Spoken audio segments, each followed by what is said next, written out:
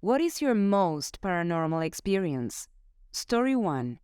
Me and my wife lived in an old house that was built in the 1900s. We always locked the bedroom door at night since the doors were so old. One night, I was awoken by the door handle to our bedroom jiggling. Then, something started banging on the door really hard and loudly. Like boom, boom, boom. I'm freaking out, thinking we are about to die. My wife sits straight up in bed and starts walking toward the door and says, "It wants in." The banging had momentarily stopped at that point. I grabbed her before she could reach the door, and she woke up or came out of her stupor, I don't know. We both sat on the bed, terrified, as it banged on the door a few more times, then stopped. We didn't have a phone in the room to call the police, so we waited until morning to open the door. Nothing was out of order with the house. All the windows were good and latched, and the doors were still locked and closed. No idea what happened that night. Story 2. My family dog lived to be 20 years old, and every once in a while I would have dreams where she would come out of some bushes and I would just be excited to see her and start petting her.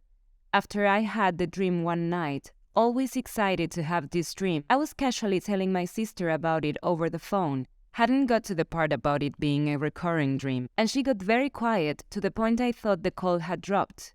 When I asked if she was still there, she said, "I had that same dream last night, and I have that dream a lot. When I'm in that dream, I recognize the bushes and know she's about to come waddling out with her little curly tail wagging. Now I'm convinced the late family dog visits both of us through dreams." Story 3. 10 years ago, a classmate's parents let me stay in their house while I was looking for a job in post-2008 America. I went to my bedroom, sat on the edge of my bed, and called my then GF on the phone to break up with her. She was 3,000 miles away. After the demoralizing phone call, teary-eyed, I noticed there was a gray cat on the pillow. The cat was semi-transparent, and I just sat there, puzzled and heartbroken, watching that ghost cat lick his paw. I wrapped my eyes. I looked again, still there. The cat dissolved like a hologram. Went to the couple who owned the house and told them. They opened a picture album and they showed me the cat. They told me it died a few years back and liked to chill in my bedroom, often on top of the bed's pillow. Still to this day, the most confusing thing I have witnessed as far as believing or not believing in the supernatural. Story 4. I had a very strange déjà vu experience when I was a teenager. My uncle and his family bought a house on the other side of the country, and we flew out for a visit one summer. When we pulled up in front of the house, I knew every bit of it. I described the backyard to my dad, which had a strange layout. I knew the layout of the rooms upstairs, right where the bathrooms were, which cabinets and drawers in the kitchen held what items. It was widely unsettling. Story 5. My mom had a 19-year-old Siamese cat named Salem who passed when I was away at science camp when I was 13. She went peacefully in her sleep after a full life. She and I had always been close, and I took it pretty hard, but life goes on. A couple of years later, I had a really rough day at school. We were in a new house, having moved the year before. I walked in the front door and into the kitchen after school and poured myself a glass of something to drink. I stood at the kitchen island and looked out across the table into the living room. Suddenly, I felt an overwhelming sense of calm. A cloud, that's the only way I can describe it, really, seemed to materialize over the kitchen table and float there, undulating slightly, and I knew in my freaking bones that it was Salem. I felt her as clearly and wholly as I feel the chair I'm sitting on as I type this 25 years later. It was her, and she left me. It lasted all of 5 or 10 seconds and was gone, and the normal sounds and feelings and smells of the world faded back into my perception. But in that few moments, our deceased kitty, 2 years gone, wanted to comfort me, and I felt her. It worked. Story 6. I have a vivid memory from childhood when I was sick. Had a flu or wherever when I was 5 or 6, and I was allowed to sleep on the couch and watch TV. My mom gave me the Robitussin or whatever, and everyone went upstairs and went to bed. This was early 80s, so we didn't even have a remote yet. You had to get up to change the channel or volume. Whatever show I was watching ended, and the late news came on. The usual format, 2 or 3 people sitting at a news desk, blathering on. I was too sleepy and sick to change it, so I just resigned to accept this as my lame and boring entertainment. But then, the anchors start speaking louder and louder. They raise their voices and start standing up at their desks, looking at me, yelling the news.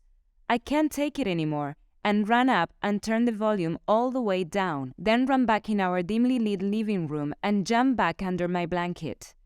With the sound off, the newscasters were just sitting there, mouths not moving, just staring at me, perfectly still. I ran up one more time and tumbled the TV off, and laid in the dark terrified, out of my young mind. I got goosebumps just retelling the story right now. I can still see it. Story 7. When I was little, I would play Barbies myself in my grandma's room. That area of the house always made me anxious, and I used to have the sprint down the back hallway that led to the garage. You could just feel something was off. Anyway, I never had my back to the back corner of the room, even though the dollhouse was facing that corner, so I played at a 3/4 angle at all times. Also, when most kids play, they vocalize and make their toys talk. I stayed silent the entire time, spoke in my head because it felt like if I said something out loud, something would answer. Fast forward to when my grandparents passed. I was helping my mom clean up their house. I was 14 at the time and hadn't been in the room in years, so I decided to go back there myself. It still held the same uneasy feeling as soon as I entered the room. Being who I am and too curious for my own good, I said f it and stood in the exact spot I'd always felt something in. I immediately had a cold shiver down my back and ran from the room. Later that night, I had a dream where I entered the room again. In the spot was a giant, humanoid black figure that resembled static. It just stared at me, then rushed towards me, and I woke up. Ever since then, I have dreams of it, especially around the dates my grandparents passed away. I don't know what it is, but I've never felt threatened by it. But I've had friends of mine said they could feel a certain energy around me, and it felt paranormal. I'm of the mindset as long as it isn't trying to hurt me, the more the merrier. Also, I was speaking to my nephew about it a few years ago. We are only 9 years apart, so we both were in that house multiple times, and he agreed that he'd always felt uneasy in Grandma's room, and he also had to run down the hallway connecting to the garage. My aunt also had an experience in that room when she stayed over once. She said she woke up and there was a feeling of a small hand against her chest. I personally believe that that was a different spirit. My uncle was killed when he was 4 years old. I believe that was him. Story 8. A story my uncle told me, and my aunt begged him not to at 9 p.m. because I was young at the time and it was close to bedtime. My uncle restored cars in his retirement. He was a body shop guy, and when he retired, he'd buy cars, fix them up, and drive them around while he was working on them for a few weeks. During his brief ownership of one particular car, my aunt and uncle ran into someone they knew who mentioned my grandfather, my aunt's dad, and how they saw the 3 of them driving through town a few days before. My aunt and uncle agreed with the man that they were indeed in town at the time, but that dad hadn't been with them. This happened multiple times. People saw them both driving in various areas, but noted my grandfather was in the back seat. My aunt got a particular feeling, obviously because my granddad was never with them. He was alive at the time, but just had not been in the car, ever. It happened so much, in fact, that my uncle went and spoke to the man he'd bought the car from about it.